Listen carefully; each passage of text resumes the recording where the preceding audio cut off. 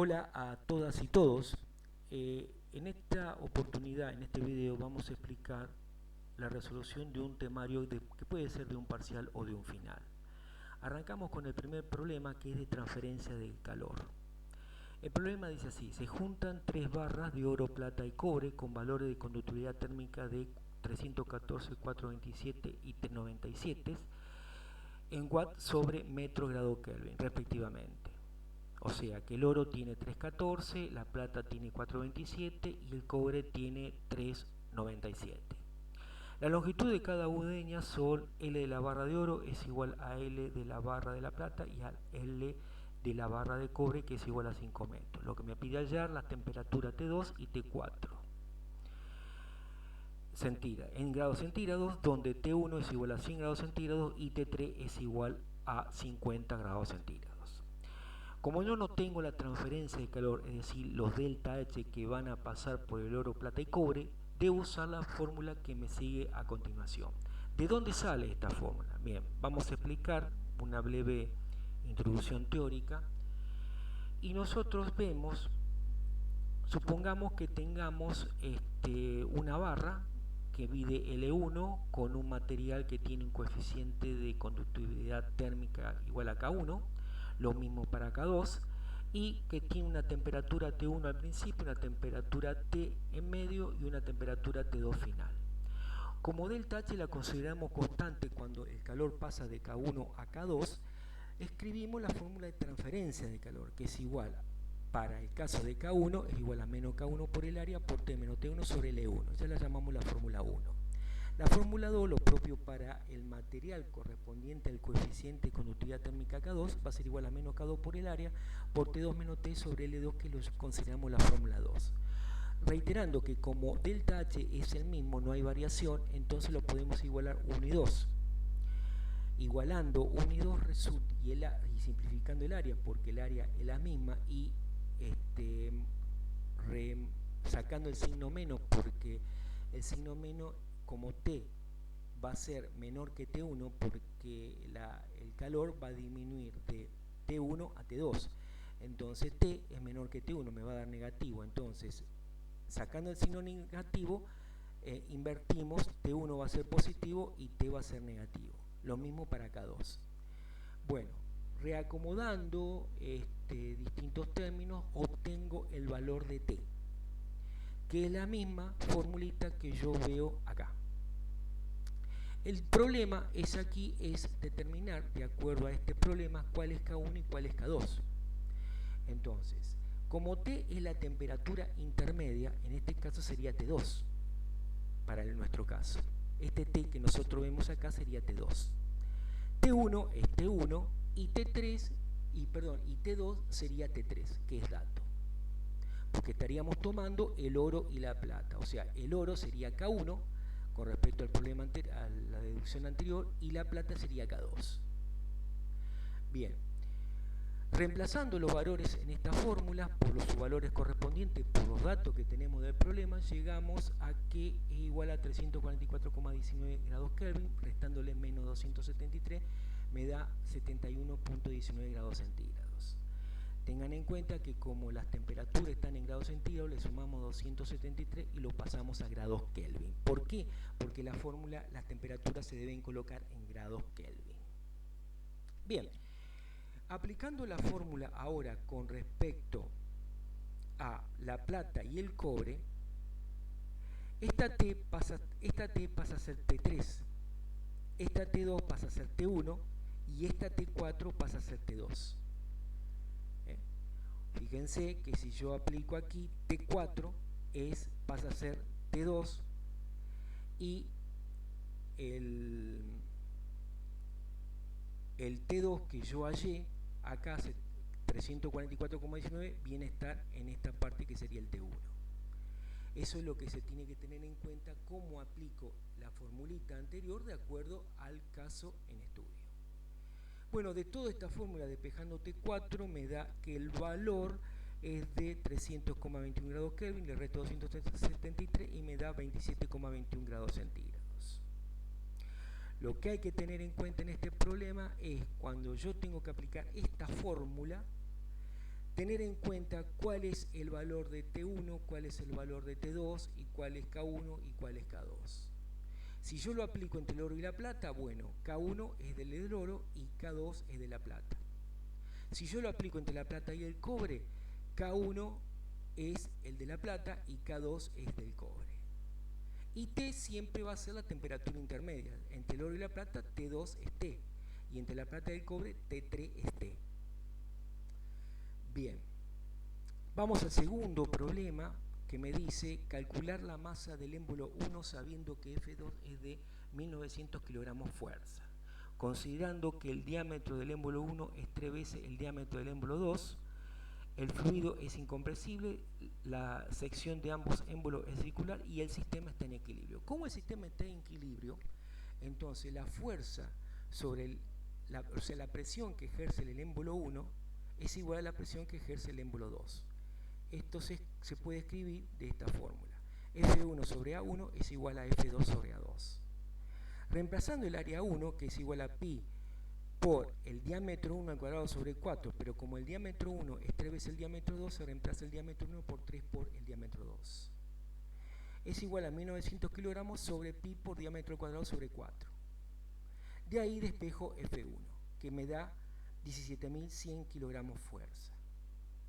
Dividiéndolo por 9,80665, que es la aceleración de la gravedad, obtengo la masa del émbolo 1, que es 1743,71 unidad técnica de masa, porque estamos en el sistema técnico. Bien, vayamos al problema número 3.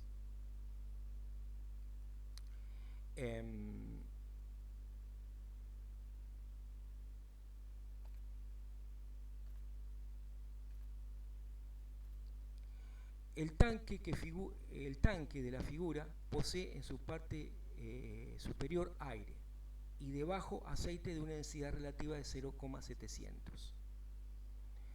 Fíjense de que es menor que el agua, por lo tanto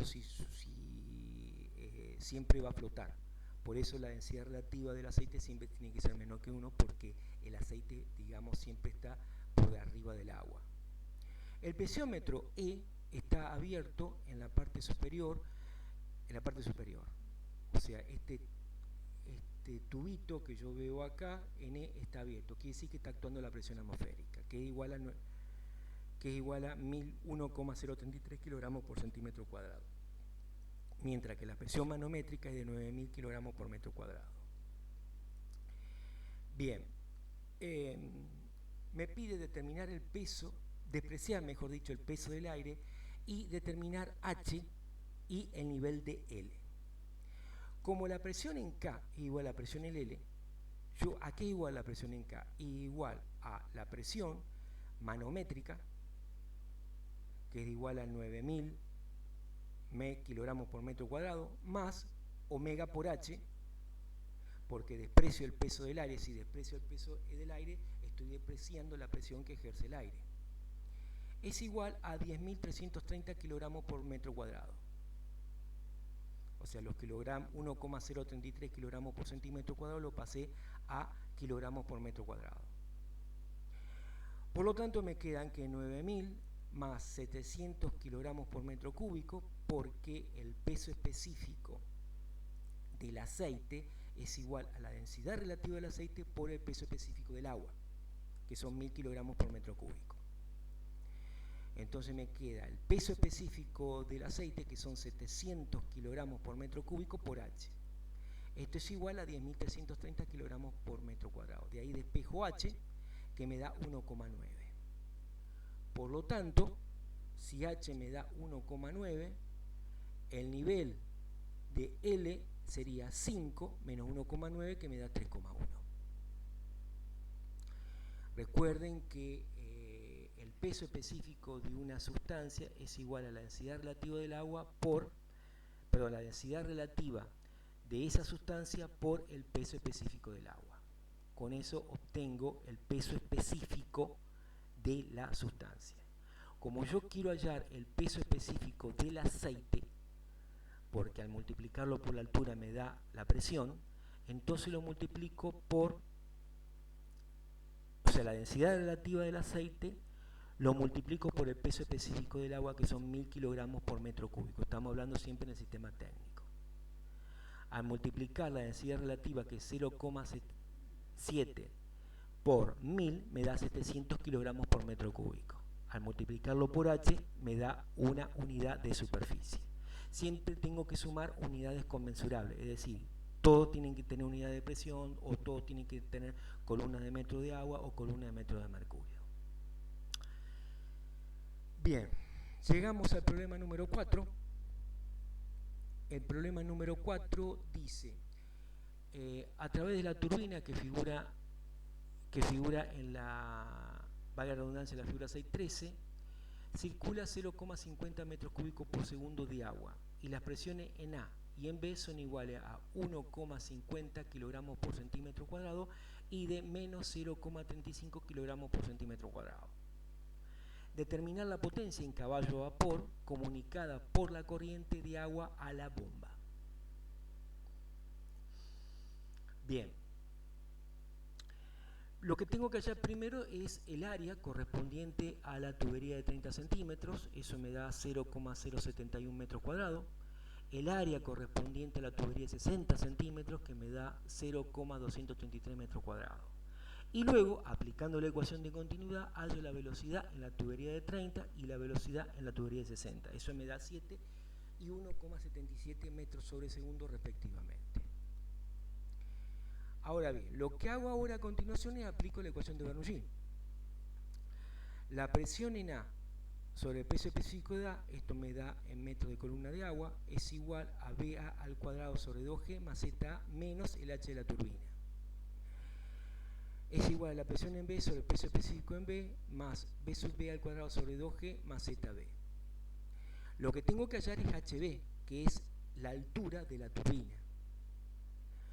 Entonces, reemplazando PA sobre la presión en A sobre, que es dato, sobre el peso específico del agua, reemplazando B sub A, reemplazando 2 por G, más ZA, que es 1 metro, y reemplazando PB sobre gamma sub B, B sub B al cuadrado sobre 2G, más ZB, que es 0, porque el plano de comparación lo hago pasar por el punto B, o sea, por este punto, o sea que el ZB es igual a 0, mientras que el ZA es igual a 1. Despejo el HA, el HT, el H de la turbina, que me da 21,8 metros, metro de columna de agua, ¿sí? Porque estamos hablando de agua. Entonces eso lo reemplazo en la fórmula de potencia, que es igual al caudal por el peso específico del agua por HT sobre 75.